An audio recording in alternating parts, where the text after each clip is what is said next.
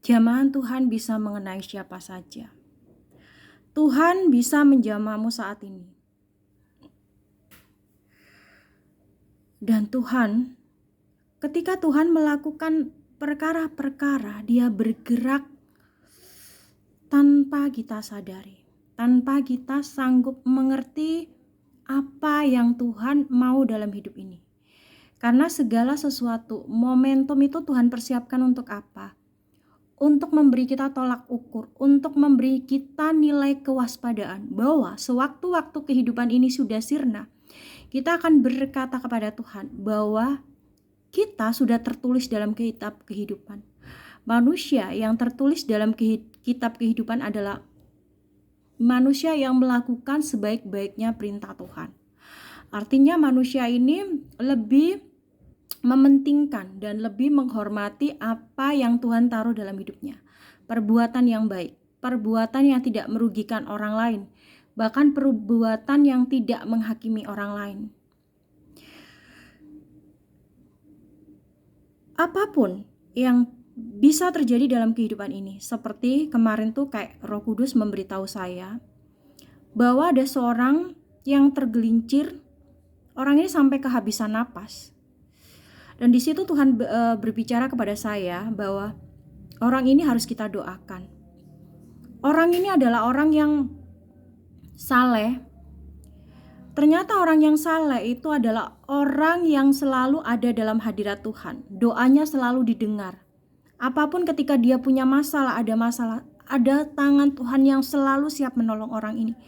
Bahkan di tengah saat itu hujan yang begitu deras, tangan Tuhan itu masih mengangkat dia dari jeburan air yang begitu alirannya deras, bahkan orang ini hampir mati. Tapi dengan kuasa yang luar biasa Tuhan sanggup selamatkan dan menarik orang itu. Ketika orang itu tersadar, dia baru tahu kalau seolah ada air yang mengangkat dia. Makanya berbuat saleh, berbuat baik karena Tuhan akan menolongmu. Tapi ketika kita jahat, Tuhan akan membinasakanmu dengan cara-cara yang tidak pernah kita pikirkan. Maka berbuat baik adalah sesuatu yang sudah seharusnya agar kita ada dalam lindungan Tuhan. Kita tetap ada dalam kitab kehidupan.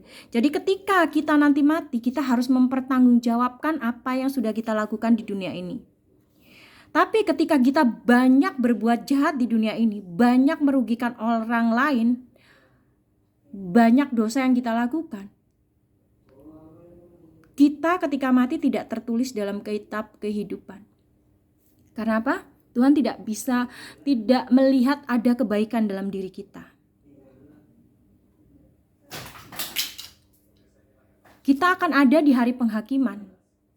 Kita akan ada di dalam neraka. Saat itu Tuhan akan tersenyum kepada kita. Karena kamu sudah aku ingatkan. Karena kuk yang dipasang kuasa gelap akan mengantarkanmu, akan lebih banyak manusia-manusia di akhir zaman akan menjadi penghuni neraka. Kenapa seperti itu? Karena manusia-manusia akan semakin jahat. Manusia-manusia akan punya kedok. Manusia-manusia akan punya alibi. Manusia-manusia akan menjadi pribadi yang tidak seperti dia nampakkan. Seperti awan gulungan awan hitam yang menyekap jiwa roh manusia sehingga manusia tersebut ada dalam kuasa gelap. Meskipun dia sudah beriman kepada Tuhan, tapi perkataannya tidak bisa dibenarkan. Dia bukan orang yang baik selama hidupnya. Tuhan sudah memperingatkan. Tuhan sudah mengingatkan dia berulang kali, tapi yang dia lakukan tetap berbuat yang tidak baik. Ketika kita sudah jatuh ke dalam api penghukuman, yang kita rasakan adalah bersalah. Tapi kita sudah tidak berada di dunia itu lagi. Kita tidak bisa memperbaiki kesalahan tersebut. Karena itulah yang diinginkan kuasa gelap. Agar semakin banyak orang masuk ke dalam pintu yang lebar, bukan pintu yang sempit. Ketika kamu ingin marah, ingatlah bahwa Tuhan ada di sebelahmu. Ketika kamu membentak, Tuhan juga akan membentak kamu. Umur kita tidak akan selamanya hidup di dunia ini. Tuhan akan memproses kita. Kutuk akan menjadi kuasa di dalam kegelapanmu. Imanmu yang setengah-setengah tidak akan membebaskan kamu. Karena kamu sudah diingatkan berulang kali. Tetap melakukan kesalahan. Sementara kita tergerus dengan usia yang semakin tua, semakin jompo, semakin tidak berdaya. Di dalam ketidakberdayaan itu, kalau kamu masih tidak sadar untuk menjadi orang baik, Tuhan akan menghukummu. Dengan cara yang mungkin tidak kamu prediksi. Kuasanya bisa sangat menghancurkan. Tapi Tuhan melindungi orang benar. Hari penghakiman sudah dekat. Berbuat baiklah sebisa kita, semampu kita. Hormati orang tua. Jangan terlalu melekat pada dunia ini. Semua akan sia-sia.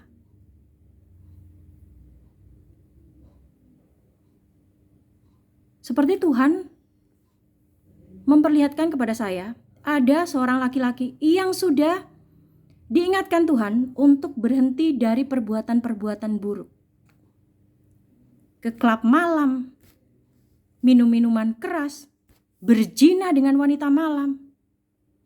Tuhan sudah ingatkan 1 kali, 2 kali, sampai terakhir Tuhan berkata, kehancuranmu sudah dekat. Malaikat maut akan menunggumu. Apa yang akan terjadi dalam hidup kita? Ketika Tuhan sudah tidak berbelas kasih. Tangis kita. Apakah sanggup mengubahkan hatinya Tuhan? Berbuat baiklah. Ucapkan perkataan yang baik. Jangan pernah punya wajah yang berkedok. Tuhan tahu niat hatimu. Tuhan mampu menyelidiki hati kita. Padahal Tuhan Yesus sudah menebus kita di Kalvari. Tuhan Yesus sudah menumpahkan darahnya untuk kita. Untuk menebus dosa-dosa kita. Ketika kuasa gelap sudah menghujam jantungmu, kamu tidak punya peri kemanusiaan sebagai manusia. Kasihmu sudah tidak ada. Disitulah letak kelemahan manusia. Abai terhadap apa yang Tuhan berikan dan taruh di pundakmu. Abai terhadap masa depanmu sendiri. Ketika nanti Tuhan menghukummu, apa yang kamu katakan di hari terakhirmu? Kelemahanmu bisa jadi kelemahanmu. Tapi ingat, di dalam proses kehidupan ini selalu ada peringatan demi peringatan. Jangan pernah abaikan peringatan demi peringatan yang Tuhan taruh dalam hidupmu. Mungkin saja orang di sekitarmu sedang memperingatkanmu, tapi kamu abai. Padahal orang itu diberi kuasa Roh Kudus untuk memperingatkanmu, tapi kamu abai. Kamu berpikir bahwa orang itu lebih bodoh dari kamu. Padahal Tuhan memberikan kuasa atas hidupnya untuk mengembalikan kamu. Untuk membuat kamu tidak tinggal dalam neraka. Mungkin kamu berpikir orang ini jahat. Mungkin kamu berpikir peringatan ini bukan peringatan yang benar untukmu. Tapi Tuhan bisa pakai orang lain untuk memperingatkanmu. Karena apa gunanya menyesal nanti? Kita tidak bisa mengubah keadaan ketika peringatan sudah diberikan atas hidupmu. lakukan sebaik-baiknya untuk Tuhan. Tuhan sudah menebus kita dengan darahnya yang mahal. Kalau kamu masih berbuat dosa sampai hari ini, minta peneguhan Roh Kudus. Ini doa yang harus kamu lakukan. Ya Tuhan Yesus, Allah Bapa kami di surga, ampuni setiap dosa yang kami lakukan. Dan buat kami mengerti peringatan demi peringatan yang Kau lakukan untukku. Peringatan demi peringatan yang Kau lakukan atas hidupku adalah bentuk kasih-Mu ya Tuhan. Adalah bentuk kasih-Mu yang selalu menyayangkan diriku. Agar aku ada dalam kerumunan orang kudus. Orang yang mengisi tempat-tempat-Mu di surga Tuhan Yesus. Ampuni aku ya Tuhan Yesus. Ampuni kepanahanku ini ya Tuhan. Ampuni setiap lidah bibir perkataanku yang menyakitkan orang-orang ya Tuhan Yesus. Ampuni aku ya Tuhan. Tuntun aku dalam kuasa-Mu ya Tuhan. Benamkan roh keputusasaan, roh kemiskinan, roh kedekilan hati, roh kesombongan, roh penindasan, roh kekerasan, roh kekejaman, roh amar. Sucikan ya Tuhan, biarlah kuasa-Mu yang senantiasa menutup bungkus hamba-Mu ini dengan kuasa urapan Roh Kudus. Kuasai kami ya Tuhan, lindungi kami dengan sekap-sekap suci-Mu yang membentengi, melindungi hidup kami. Dari awal sampai akhir nanti kami bertemu ke hadapan-Mu ya Tuhan Yesus. Jadikan kami manusia pribadi yang lebih baik, yang serupa dengan Kristus Yesus yang tinggal di dalam diri kami. Sucikan tubuh dan jiwaku ya Tuhan. Perisai hidupku dengan kuasa-Mu ya Tuhan.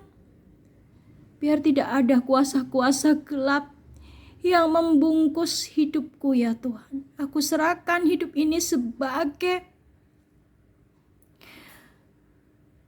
persembahan yang hidup bagi-Mu ya Tuhan. Semoga tubuh ini sebagai persembahan yang berkenan di hadapan-Mu ya Tuhan. Aku percaya kuasa-Mu yang akan mensucikanku, yang akan melindungiku, yang akan mengurapi dan memberkati kehidupanku dari awal sampai akhir. Terima kasih ya Tuhan, terima kasih untuk kasih-Mu yang begitu besar dan luar biasa. Dan buat aku semakin dekat, dan biarkan di sisa hidupku ini aku bisa menjadi pelayan-Mu, bisa menjadi hamba-Mu yang setia. Terima kasih Tuhan untuk kasih-Mu yang begitu besar. Terima kasih untuk hidup yang indah dan luar biasa. Karena aku percaya Tuhan yang pegang kendali atas hidup kami. Di dalam nama Tuhan Yesus Kristus Allah kami yang hidup. Terima kasih ya Tuhan. Itu doa yang harus kamu ucapkan ketika dagingmu terasa membius. Ketika rohmu lemah. Doa itulah yang harus kamu kuatkan. Untuk bisa meleburkan dirimu dengan Tuhan kita di surga. Biar tidak ada penyesalan di akhir kehidupanmu. Kesalahanmu hari ini masih bisa diperbaiki. Dosamu yang besar itu masih bisa diperbaiki. Jangan mengulang kesalahan yang sama. Yang akan membawamu semakin dalam penderitaan. Ingat, Tuhan menyayangimu. Tuhan mengasihanimu. Tuhan tidak ingin umatnya yang pernah diselamatkan dosa-dosanya, yang telah ditebus dosa-dosanya, bahkan diselamatkan hidupnya, ada dalam jurang neraka. Teruslah dekat dengan Dia. Jangan biarkan celah iblis merusak hidupmu. Umur kita hanya sementara. Kita tidak selamanya ada di dunia ini. Saatnya mengakhiri penderitaanmu. Dekatlah bersama Dia, Sang Perisai hidup, yang akan mensucikanmu, melepas haus dahagamu. Karena hanya Allah kita, roti hidup, yang bisa memberikan kepuasan hati, juga roh di dalam diri kita. Apa yang kamu tunggu? Segera minta ampun sama Tuhan. Perbaiki hidupmu. Roh kemiskinan bukan berasal dari surga. Roh kebinasaan bukan berasal dari surga. Roh kemarahan bukan berasal dari surga. Roh yang berasal dari surga adalah damai sejahtera, sukacita merasakan kasih Tuhan yang besar. Karena hidup ini sudah kelimpahan. Tuhan sudah memberi berkat kelimpahan dalam hidupmu.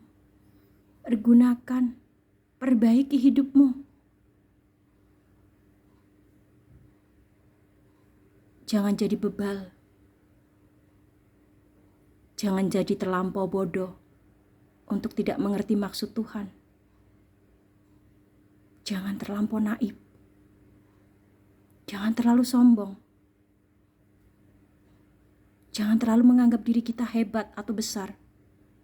Karena Tuhan kita lebih besar. Mari perbaiki diri. Tuhan masih menunggumu. Tuhan saat ini di surganya yang kekal. Dia sedang menunggumu. Menunggu engkau menghampirinya. Menunggu engkau minta maaf, minta ampun. Jangan pernah tangannya yang gagah perkasa itu memberikan tamparan keras atas hidupmu. Karena ketika Tuhan sudah menyerah atas dirimu, tidak ada yang bisa dapat kamu lakukan untuk mengubahnya. Segera perbaiki diri, segera minta ampun. Tuhan sedang menunggumu untuk mengisi kerajaan surganya. Setan sedang menjeratmu untuk menjadi kawan-kawannya yang berteriak kesakitan di neraka. Sementara Tuhan mengingatkanmu karena Dia menyayangimu, mengasihimu. Tuhan ingin engkau membalas kasih-Nya. Tangannya terulur untukmu. Terima Dia. Terima pelukan dari Tuhan. Maka kau akan diubahkan sedari kamu meminta ampun sama Dia. Perbaiki hidupmu sebelum Tuhan menutup usiamu. Tidak ada kata terlambat. Tuhan mencintaimu lebih dari ayah ibumu sendiri yang melahirkanmu. Tuhan lebih mengasihimu karena Dia yang membentuk engkau di dalam kandungan ibumu. Tuhan mencintaimu seperti biji matanya. Tuhan mengasihimu, mencintaimu. Tidak ada manusia satupun yang lebih besar cintanya terhadap diri kita selain Allah Bapa kita di surga. Kasih-Nya begitu membuncah untuk kita, untuk hidup kita. Berkat-Nya tercurah begitu besar atas hidupmu. Mendekatlah sama Tuhan. Dia menunggumu. Dia menunggumu.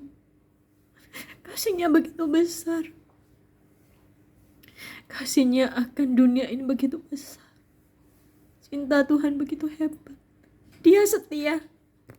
Mungkin pasanganmu bisa tidak setia, tapi Tuhan Tuhan Yesus kita di surga, Dia lebih setia dari apapun. Kalau kamu pernah disakiti pasanganmu, apa pernah Allah Bapamu yang di surga menyakiti hatimu? Tidak pernah. Dia adalah Bapa kita yang hidup. Dia yang memberi kita gen. Dia yang memberi kita kekuatan. Dia yang mempersenjatai hingga kita bisa bertahan di bumi sampai hari ini. Tuhan Yesusmu menyayangimu, mencintaimu. Jangan taruh dendam atau amarahmu kepada Dia. Di malam engkau tidur, Dia membisikkan sesuatu tapi engkau tidak dengar. Di malam engkau tidur, Roh Kudus membisikimu tapi kau tidak dengar, hatimu terkunci.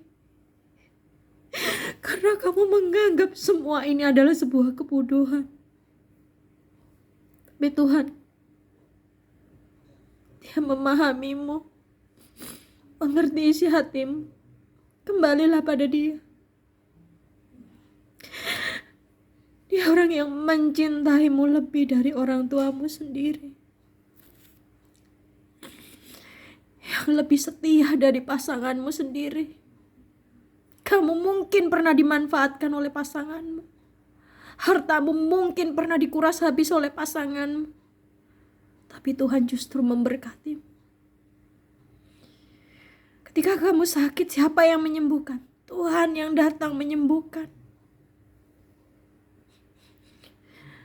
Ketika kamu balita, tidak bisa bernapas di malam hari, siapa yang meniupkan roh itu?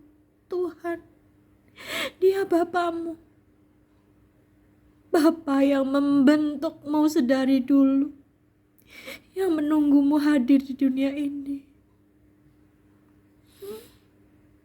Paling tidak kamu membalas kasih-Nya, mencintai Dia lebih. Cari dulu kerajaan surga, maka semua berkat akan ditambahkan kepadamu. Hidupmu belum berakhir. Kamu masih punya kesempatan untuk bangkit.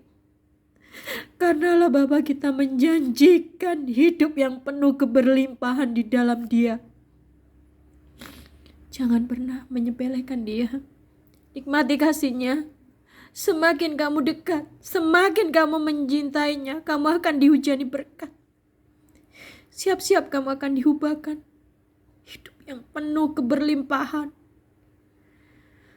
umur panjang dan kesehatan yang luar biasa.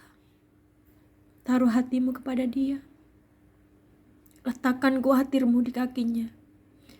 Ubah cara pandangmu, ubah kelakuanmu, ubah hidupmu. Cintai Dia. Sayangi Dia. Tuhan sedang memberikan berkat-Nya atas hidupmu. Dia menunggumu. Dia menunggu engkau memanggilnya Bapa. Menunggu anaknya pulang kembali ke dalam pangkuannya untuk menghujaninya dengan berkat.